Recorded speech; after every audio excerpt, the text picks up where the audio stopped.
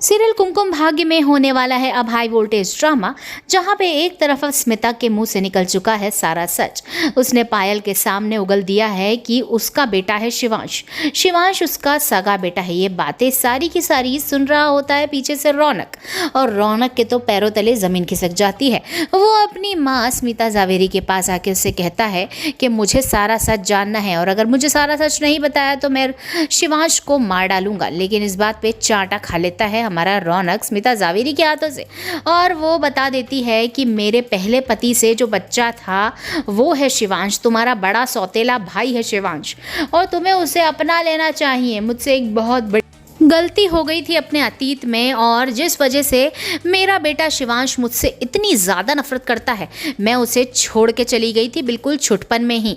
उसके बाद वो रोता रहा माँ के नाम पे, और इस बात से वो मुझसे इतनी नफरत करता है, और वो तुम्हारे साथ जो बुरा कर रहा है वो भी इसी बदले की आग में कर रहा है। उसकी कोई भी फॉल्ट नहीं है, सारा फॉल्ट मेरा ही है।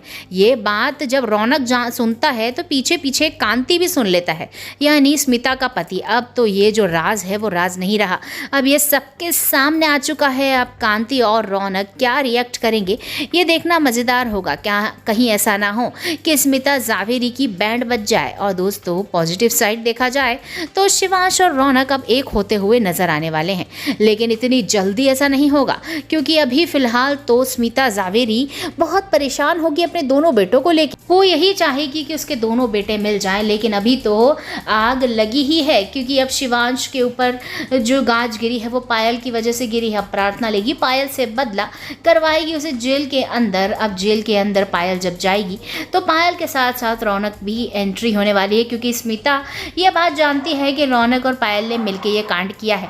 लेकिन अब हमारी स्मिता अपने बेटे शिवांश का ज़्यादा साथ देगी, ना कि रौनक का। इस बार सीरियल में हाई वोल्टेज ड्रामा इतना खतरनाक होगा कि अभी तक जो स्मिता रौनक की गुण गाती थी, अब वो शिवांश की तरफ हो जाएगी। अब वो शिवांश को बचाने के लिए रौनक तक की बलि चढ़ाती हुई नजर आएगी।